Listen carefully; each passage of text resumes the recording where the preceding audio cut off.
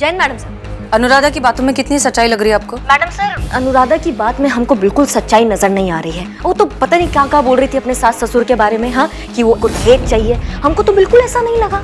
वो तो बिल्कुल दहेज का मांग नहीं करेंगे, क्योंकि वो उनके पास जितना है ना वो उसी में ही खुश है। करिश्मा सिंह, उम्मीद करते हैं कि अब आप धोखा नहीं देंगी। जय हिंद। माफ कीजिएगा मैडम सर, पर आपके भरोसे से ज्यादा बड़ा भरोसा हमारा उन लोगों के भरोसे पर है जो थाने को इंसाफ का मंदिर मानते हैं। इंसाफ होगा हमारे तरीका से, कयामत करेगी सारा इंसाफ, वो भी ऑन द स्पॉट।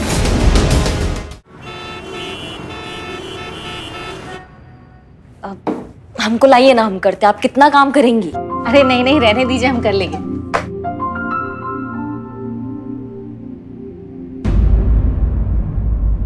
अब ठीक है? हाँ हाँ हाँ बिल्कुल ठीक है। पक्का ना? हाँ हाँ।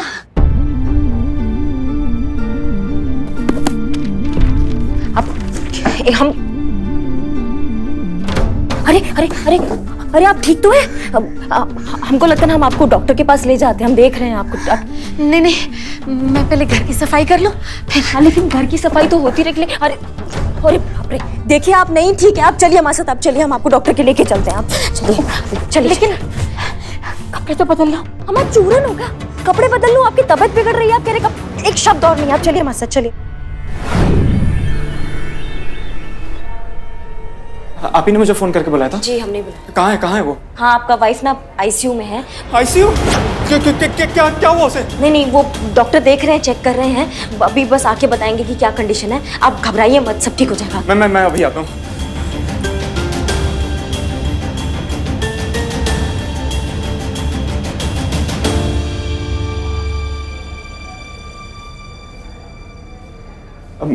मैडम, शायद मैंने आपको कहीं देखा है पहले।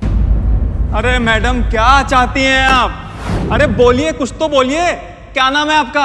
हमारा नाम कयामत है। टोपा हो के तुम्हारा बीवी आईसीयू में, तुम हम पे लाइन मार रहे हो। अरे बहन जी, कैसी बात कर रही हैं? वहाँ बीवी हमारी आईसीयू में, वहाँ पे लाइन मारेंगे? डॉक्टर साहब अंदर बुला रहे हैं। हाँ, आप जाइए जाइए, अंदर जाइए।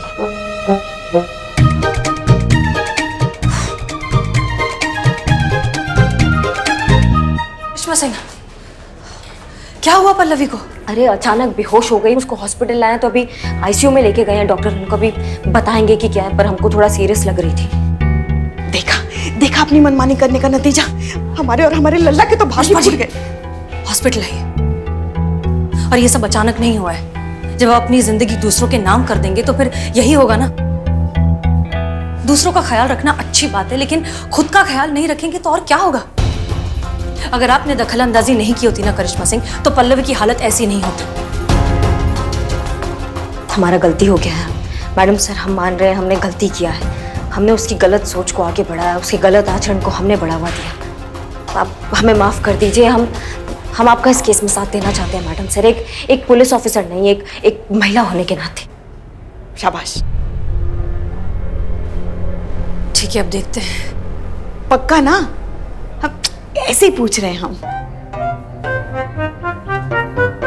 शेखर, कैसी है पल्लवी?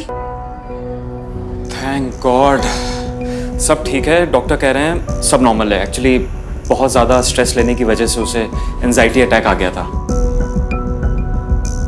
वो बहुत टेंशन ले रही होगी, मैं उसे सब बता के आता हूँ। एक मिनट,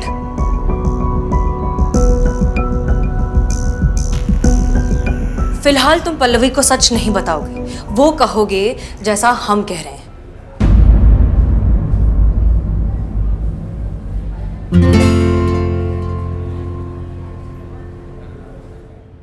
शेखू, क्या कहा डॉक्टर ने? क्या हुआ है मुझे? बोलो ना, चुप क्यों हो? वो शेखर,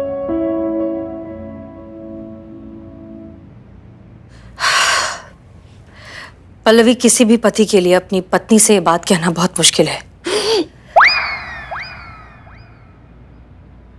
इसलिए हम आपसे ये कह देते हैं कि दरअसल बात ये है कि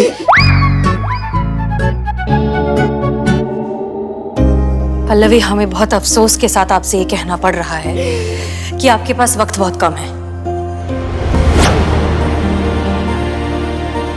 आपके पास जिंदगी बहुत कम बची है। I am so sorry.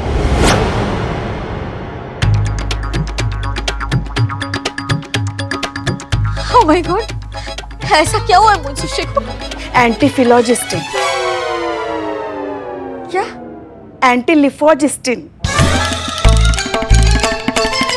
कितनी बीमारी है मुझे? नहीं नहीं, एक ही है, वो नाम थोड़ा एंटी फिलोजिस्टिन। हाँ वही, एंटीजिफोलिस्टिन। डॉक्टर आके बताएंगे अभी क्या है। लेकिन ऐसी कोई बीमारी है? क्या फर्क पड़ता है? क्या फर्क पड़ता है पतंग किसकी वजह से कटी? हवा की वजह से कटी या उड़ाने वाले की वजह से कटी? मुद्दा तो यही है ना कि पतंग कट के गिर गई। तुम्हारे पास वक्त बहुत कम है, बहुत कम है। संभालिए संभालिए खुद को।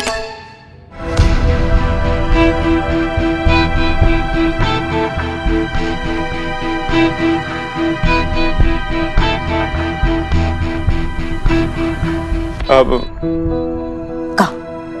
मैडम मुझसे मेरे पल्लू की हालत देखी नहीं जा रही, कितनी दुखी है बेचारी। और ये मैडम ऐसी ऐसी बीमारियां गिना रही है, वैसे ही मर जाएगी वो। देखिए मैं उसको सब सच सच बताने जा रहा हूँ कि उसे कुछ नहीं हुआ, एकदम ठीक है वो। खबरदार जो तुमने अपना मुंह भी खोला, समझ गए तुम? देखो तुम अपनी पल्लू को पूरा जिंदगी दुखी देखना चाहते हो या अभी थोड़ी देर के लिए? क्योंकि जैसे चल रहा है ना, अगर ऐसे चलता रहा ना तो बहुत गड़बड़ हो जाएगा, समझ रहे हो हमारी बात को?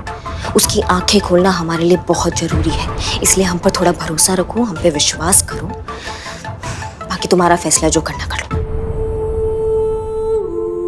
ओह माय गॉड, मेरे जाने के बाद मेरे परिवार का क्या होगा?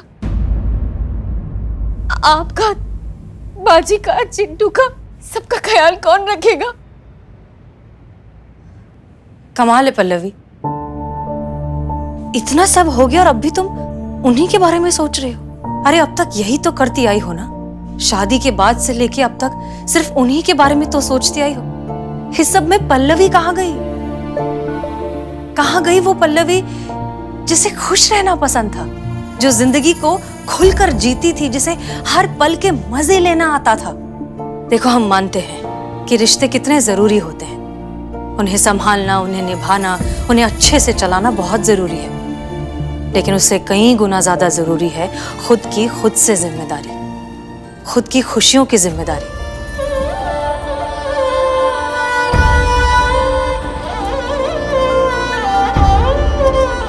सही कह रही है मैडम आप। मैं इस सब में से वक्त निकाल कर अपने लिए कुछ करना चाहती थी, अपनी खुशी के लिए कुछ करना चाहती थी, लेकिन परिवार की जिम्मेदारियों के बीच मुझे अपने लिए वक्त ही नहीं मिला। और तुम्हारी पतंग कट ही गई।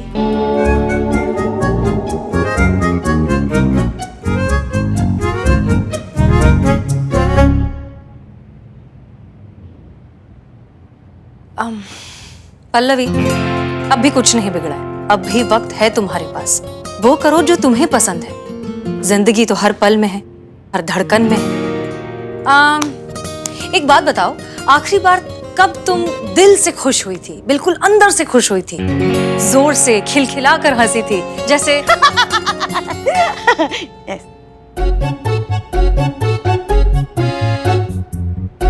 हम दिखा रहे थे। कब वैसे खुश हुई थी लास्ट टाइम? बहुत सालों पहले, जब मैं अपने परिवार के साथ सर्कस देखने गई थी और वहां पर मैंने जोकर देखा था।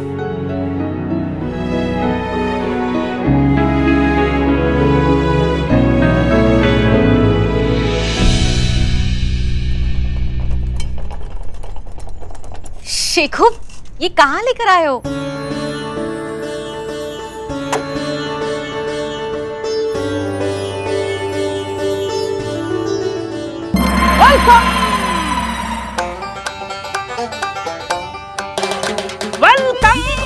वेलकम वेलकम बिल्कुल स्पाइस सर्कस में आप सबका स्वागत है। और आपको हंसाने के लिए, खिलखिलाने के लिए पहला आइटम पेश करते हैं the one and only the Charlie boy.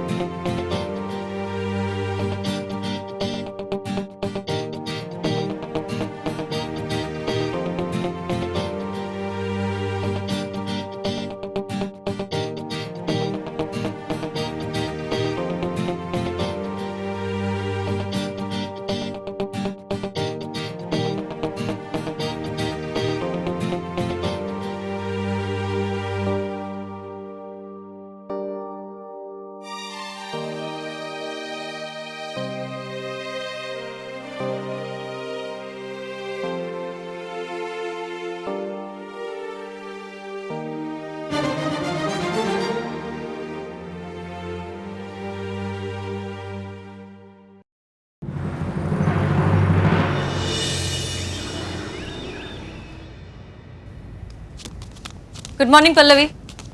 अब कैसा महसूस कर रही हो? बहुत अच्छा। गुड। मुझे याद नहीं है कि आखिरी बार उस सर्कस के बाद मैं कब हंसी थी, लेकिन कल मैंने जितने भी पल जिए मुझे ऐसे लगा जैसे मैंने पूरी जिंदगी जी ली। आपने बिल्कुल सही कहा था मैडम, यही तो हूं मैं, यही तो चाहती थी मैं जिंदगी भर जिंदगी से खुश रहना। मैंने सोच लिया है अब जितनी भी जिंदगी बची है, जिंदगी का हर पल पूरी तरह से जीने की कोशिश करूंगी। गुड, हमें सुनकर अच्छा लगा। माँ, अरे चिंटू, बस दुख सिर्फ इस बात का है कि मेरे जाने के बाद मेरे परिवार का क्या होगा।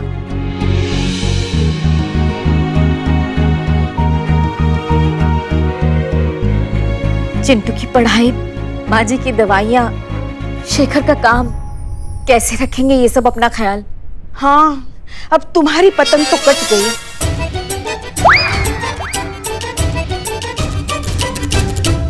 सही कहा माँ आपने, पर आपको अभी टेंशन लेने की कोई जरूरत नहीं है, क्योंकि मैंने अपना काम खुद कर लिया है।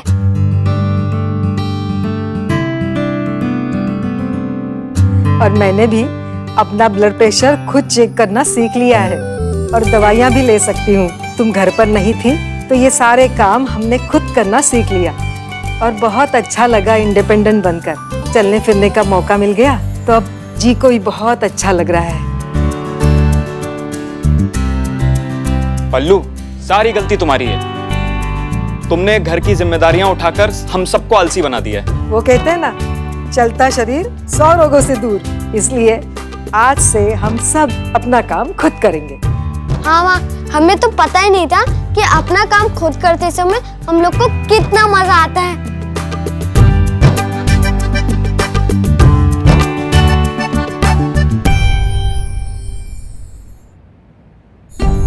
क्या सोच रही हो पल्लवी? यही तो सच है, यही तो जिंदगी का सबसे बड़ा सच है कि जिंदगी किसी के लिए भी कभी नहीं रुकती। सांसें रुक जाती हैं लेकिन जिंदगी चलती रहती है, आपके साथ भी और आपके बिना भी। वो कहते हैं ना, आगाह अपनी मौत से कोई बशर नहीं, सामान 100 बरस का, पल की कोई खबर नहीं। पल्लवी, जानती हो हम यहाँ इस दुनिया में कितने वक्त के लिए आए हैं, हम में से कोई नहीं जानता। कब चले जाएंगे कोई नहीं जानता। तो फिर हम क्यों खामखा अपनी जिंदगी को रिश्तों में और जिम्मेदारियों में उलझाकर इतना ज्यादा कॉम्प्लिकेटेड बना देते हैं कि जिंदगी जीना तो भूल ही जाते हैं। इस सब के बीच में खुद को तो भूल ही जाते हैं। और किसने कहा कि जिम्मेदारियों के साथ, रिश्तों के साथ जिंदगी को नहीं जिया जा सकता? जिया जा सकता है, पूरा खुलकर जिया जा सकता है। एक बात समझ लो पल्लवी, जिम्मेदारियां जिंदगी नहीं है, जिंदगी एक बहुत बड़ी जिम्मेदारी है। बिल्कुल सही कहा आपने मैडम। काश वक्त रहते मैं ये बात समझ पाती, लेकिन अब क्या फायदा। हाँ, तुम्हारी पतंग तो कट गई।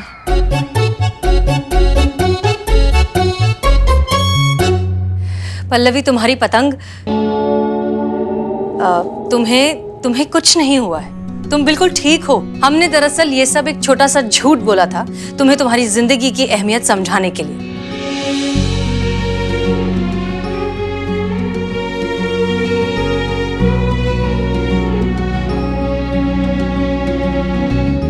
आपको पता है पल्लवी जी, दुनिया की हर एक औरत ना सुपर वुमन होती है। सुपर पावर जो होता है ना, उन लोग में इनबिल्ट होता है। ख्याल रखना, जिम्मेदारी निभाना, प्यार, त्याग, साथ, समर्पण, इस सारा क्वालिटी ना उन लोग लेकर ही पैदा होती है।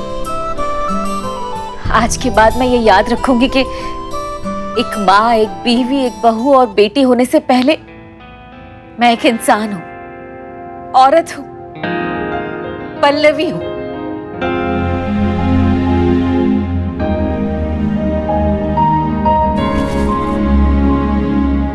मैं जाऊंगी मनाली ट्रिप पर।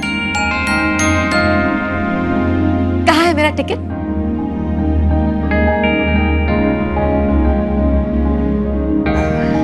अब वो तो जी हमें माफ कर दीजिए, वो तो हमने आपके साथ एक नाटक किया था। सॉरी। पल्लू, मैं भेजूंगा तुम्हें मनाली, तुम्हारी सोलो ट्रिप पक्की।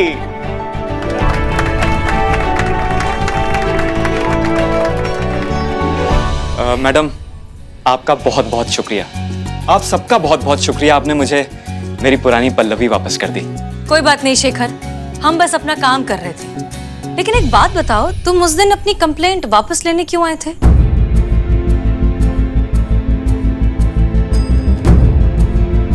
अरे घबराओ मत, आराम से बताओ। मैडम, कोई धमका रहा था मुझे। धमका रहा था? कौन? कयामत नाम बताया था उसने। उस रात जब मैं घर जा रहा था। हमको पता चला है कि तुमने एक कंप्लेंट लिखाया है। जी जी बिल्कुल। तुमको वो वापस लेनी पड़ेगी। अब तुम खड़े हो सफदरगंज के सबसे ट्रैफिक वाले एरिया में। अब तुम्हें करनी है ये सड़क पार। नहीं मैडम देखिए, आप जो कहेंगी मैं वो करूंगा। कयामत? अब ये कैसी मुसीबत?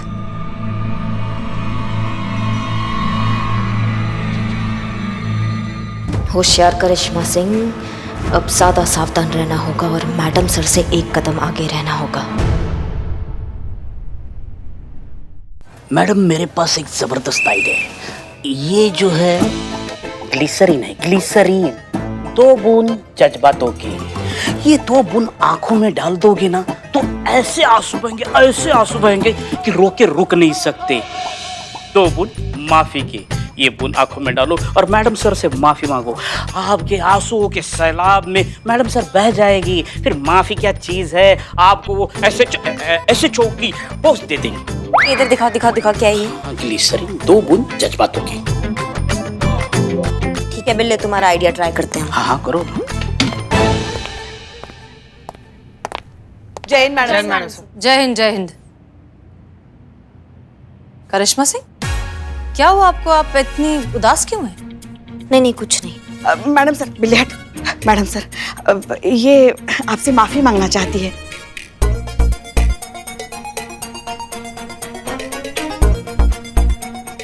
देखिए ना अंदर से कितनी दुखी है, इसलिए आ जाइए।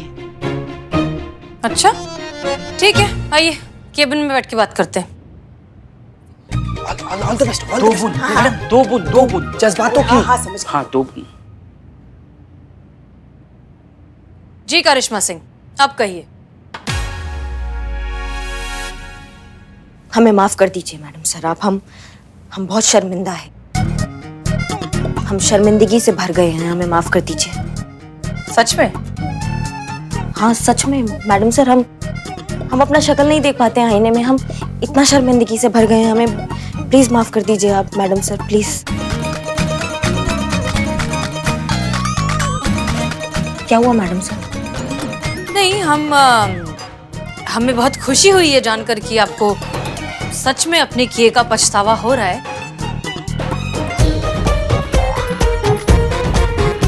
लेकिन सच कहें तो हमें इस बार आपकी बात पर पूरी तरीके से यकीन नहीं हो रहा है। हाँ, यकीन नहीं है मैडम सर। हम आपको कैसे यकीन दिलाए कि हम सचमुच बहुत शर्मिंदा है।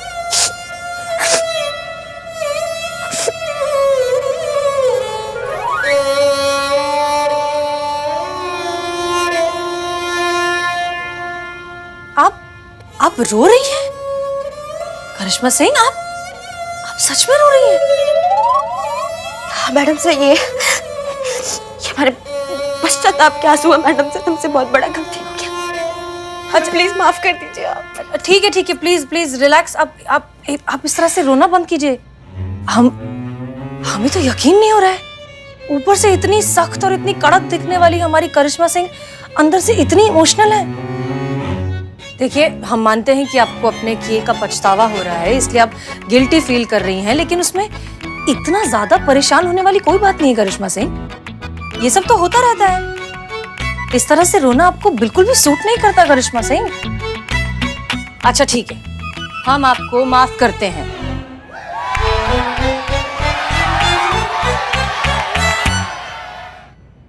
ठीक है, हमने आपको माफ कर दिया। रिलैक्स, अब रोना बंद करिए। Okay, good.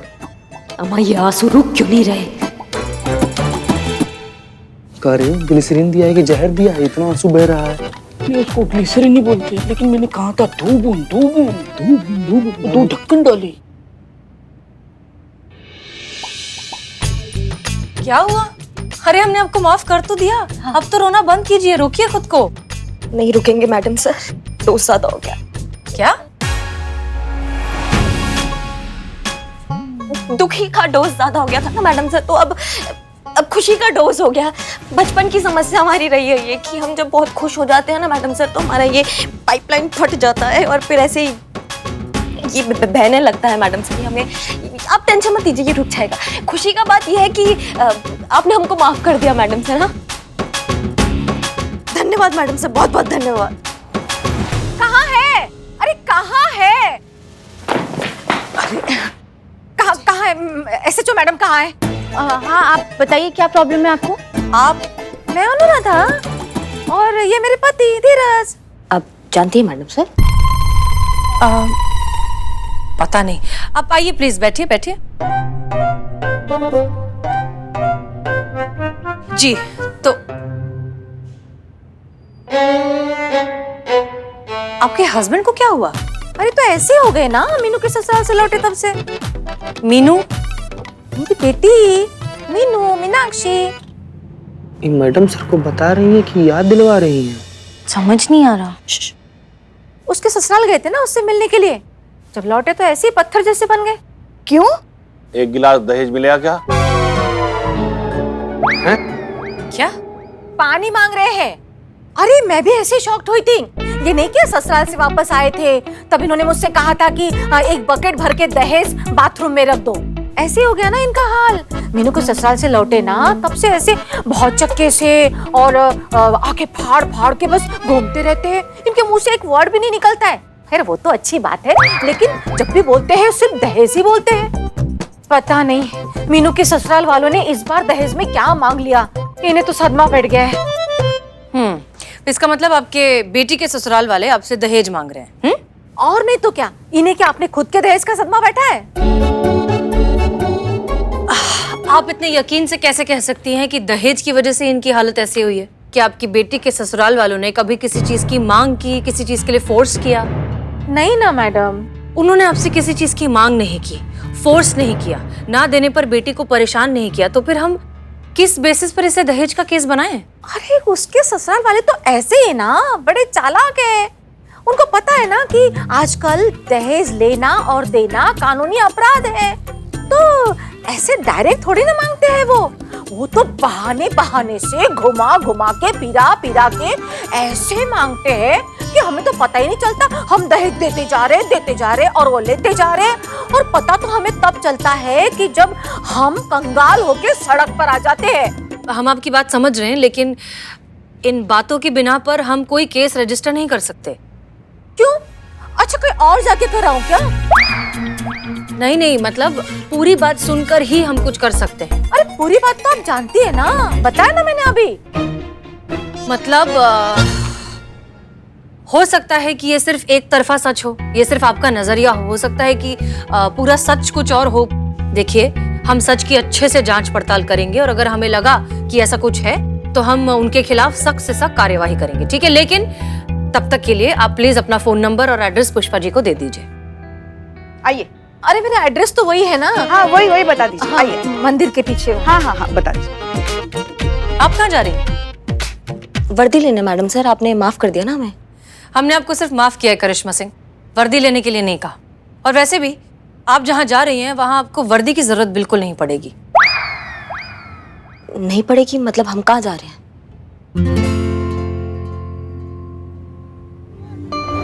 बिल्ले, बिल्ले सुनो, हमको तुमसे काम है थोड़ा। बिल्ला, बिल्ले।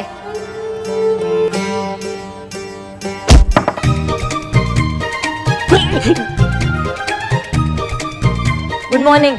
लेकिन ऐसे कौन बुलाता है? अगली बार नहीं सुनोगे ना तो डंडा मारेंगे, समझ गए तुम? नहीं नहीं, डंडा मार के नहीं, ऐसे भी आप बुला सकते हैं हमें। बोलिए, क्या काम है हमसे? हमको तुमसे ये काम है कि अभी जो केस आया ना दहेज वाला, हमको उनके घर पर जाना, उनका रिश्तेदार बनके जांच पड़ताल करना है अच्छे से, उनकी समस्या का जड़ तक पता लगाना है। समझ रहे हो बात को? समझ गए ना? हाँ समझ गए, बिल्कुल समझ गए। हाँ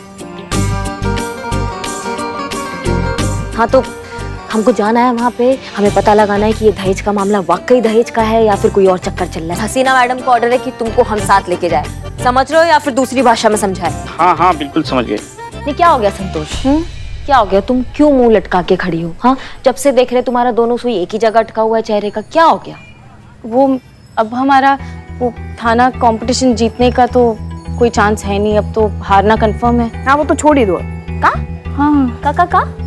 नहीं मतलब अब आपने ड्यूटी ज्वाइन कर ली है, इन्वेस्टिगेशन करने जा रही हैं आप, और अगर वाकई ये मामला दहेज का निकला तो केस फाइल होगी, एक केस फाइल होगी तो और भी केसेस आएंगे और फिर तो हारना तय है ना। संतु, ऐसा तुम्हें किसने कहा कि हमने ड्यूटी ज्वाइन कर लिया तो यहाँ पे FIR आएगा? हमने ड्यूटी ज्वाइन ही इसलिए किया है ताकि FIR थाने में ना आए। देखो भैया, ऐसा है कि वर्दी से दूर रहकर, मैडम सर से दूर रहकर, मैडम सर के दिमाग में क्या चल रहा है, वो क्या सोच रही है, हम पता नहीं लगा सकते। इसीलिए हम थाना में रहेंगे, मैडम सर के आसपास रहेंगे, ताकि हमें समझ में आए कि उनके दिमाग में क्या चल रहा है और फिर हम अपने तरीका से अपना ड्यूटी कर सकें। समझ रहे हो बात को? ये प्लान है। इसलिए तुम संतु बिल्कुल निश्चिंत हो जाओ, स्माइल वापस आना चाहिए तुम्हारे चेहरे पे। जब तक हमारा थाना प्रतियोगिता नहीं जीत जाता ना, तब तक कोई FIR इस थाना में दर्ज नहीं होगी। हमने संकल्प लिया है ना, प्राण दे देंगे, लेकिन इस संकल्प को हम पूरा करेंगे। नहीं, फिर केस का क्या होगा? अगर वो लोग वाकई में दहेज के लालची निकले तो क्या उनको हम ऐसे ही जाने देंगे? पुष्पा जी, हमारा सबसे पहले दायित्व है ना हमारी ड्यूटी के लिए, हमारी वर्दी के लिए, बाकी सब बाद में। इसलिए जिस शिद्दत से आज तक हम अपनी ड्यूटी निभाते आए हैं, आगे भी उसी शिद्दत से निभाएंगे। बेगुनाह पर आँच नहीं आने देंगे और गुनहगार को ना हम छोड़ेंगे। इसलिए अगर ये मामला दहेज का निकला ना पुष्पा जी, तो हम मैया कसम खाकर कहते हैं हम किसी को नहीं छोड़ेंगे। इंसाफ होगा, इंसाफ हम करेंगे, लेकिन बिना रिपोर्ट का इंसाफ।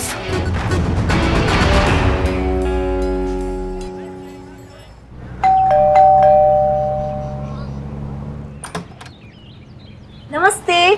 नमस्ते। नमस्ते। नमस्ते जी। नमस्ते। आप लोग? जी, आपने नहीं पहचाना? नहीं। हेलो, मुझे भी नहीं पहचाना? बिल्कुल नहीं। देखा, धुंधली वाली फोटो लगा गई एल्बम में। समधी जी ने भी नहीं पहचाना।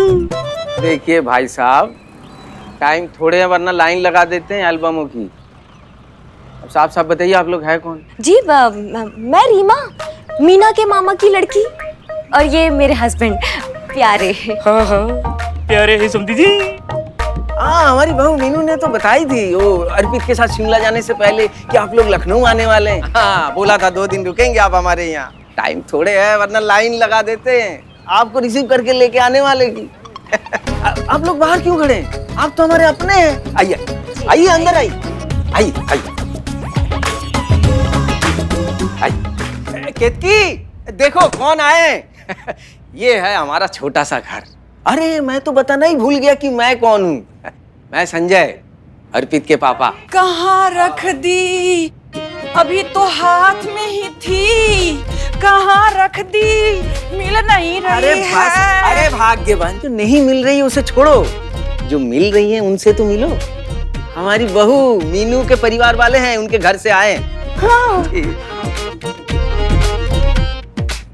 मैं रीमा। हाँ रीमा। और ये मेरे हस्बैंड प्यारे जी। हाँ, बड़े प्यारे हैं।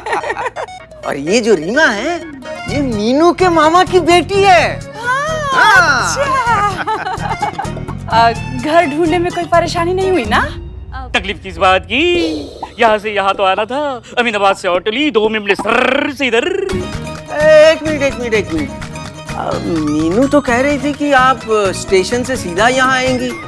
लखनऊ पहली बार आ रहे हैं क्या? हाँ, स्टेशन से ही तो आना था, लेकिन ये प्यारे भी ना इनके ना फ्रेंड रहते हैं अमीनाबाद में। अब प्यारे की बात हम टालते नहीं है, तो पहले फ्रेंड के घर गए अमीनाबाद में, फिर वाया अमीनाबाद होते हुए ऐसे हम आ रहे हैं। अच्छा, आप कुछ ढूंढ रही हैं? हाँ, कुछ तो ढूंढ रहे थे, पर याद नहीं आ रही है। उम्र हो गई है ना बेटा, इसलिए याददाश्त थोड़ी कमजोर हो गई है। अच्छा बेटा, आप लोग खड़े क्यों हैं? बैठ जाइए। हाँ, हम बैठते। पति जी, पहले आप बैठिए। जी प्यारे।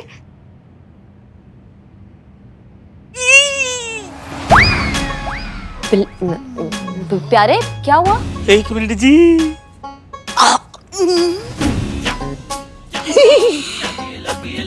अरे याद आ गया, सुई ढूंढ रही थी। जी, बहुत जल्दी याद आ गए जी। हाँ बेटा, जब चुभती है तभी याद आती है। और कुछ भूली तो नहीं? बैठने से पहले बता दीजिए। नहीं बेटा, बस एक ही थी। बैठ जाओ।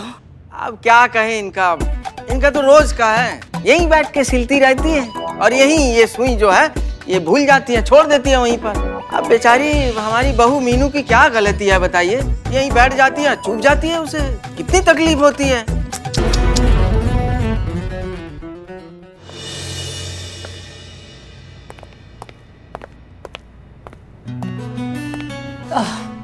जय हिंद सर।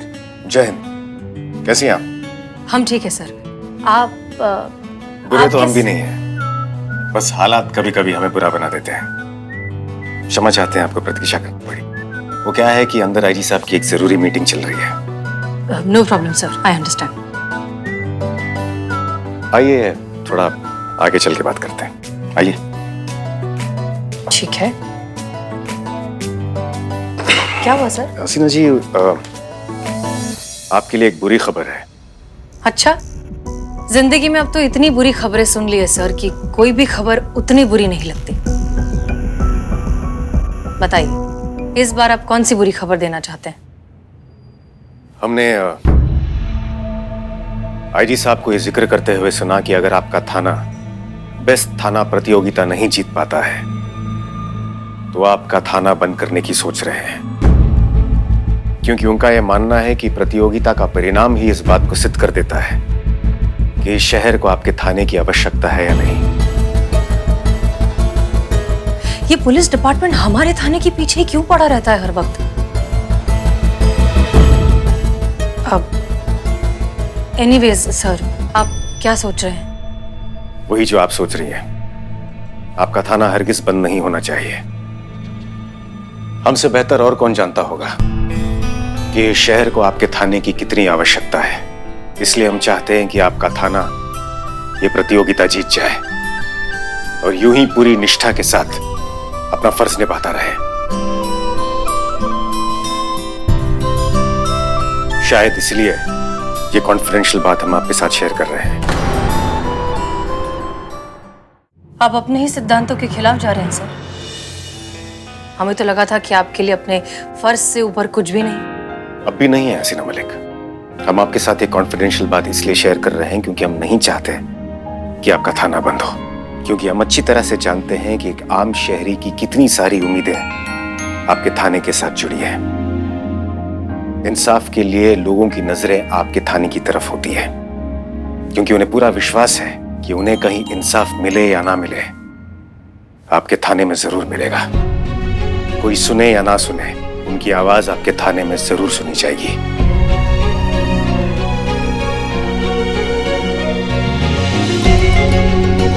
कोई दे या ना दे, आपका थाना सच का साथ जरूर देगा। इसलिए कॉन्फिडेंशियल बात हम आपके साथ शेयर कर रहे हैं, क्योंकि ऐसा करके हम आपकी नहीं समाज की सेवा कर रहे हैं। अच्छा लगा हमें ये जानकर सर कि आप हमारे महिला पुलिस थाने की इतनी वैल्यू करते हैं, हमारे डेडिकेशन को, हमारे इंटेंशन को इतने अच्छे से समझते हैं। लेकिन अनफॉर्चुनेटली सर, आज के जमाने में प्रोडक्ट से ज्यादा एड्स बिकते हैं, तो ऐसे में हमारे थाने की ईमानदारी को कोई कैसे समझेगा? और वैसे भी हम चाहें भी तब भी ये कंपटीशन जीतना हमारे लिए बहुत मुश्किल है सर, क्योंकि बाकी पुलिस थाने इस कंपटीशन को जीतने के लिए किसी भी हद तक जाने को तैयार है। आप अच्छे से जानते हैं कि इस कंपटीशन में हिस्सा लेने के लिए ऑफिशियल क्राइम ग्राफ लो होना चाहिए। इसलिए कुछ पुलिस थानों ने रिपोर्ट लिखना ही बंद कर दिया है। जब रिपोर्ट ही नहीं लिखेंगे तो क्राइम ग्राफ तो अपने आप ही लो हो जाएगा ना। और आप अच्छे से जानते हैं सर कि इस तरह के पैंतरे हमारा महिला पुलिस थाना कभी नहीं अपनाएगा। इसलिए हो सकता है कि ये कंपटीशन हम जीत ना पाए। फिर भी आपने हमारे लिए इतना कंसर्न दिखाया, उसके लिए बहुत बहुत शुक्रिया। जय हिंद सर। जय हिंद।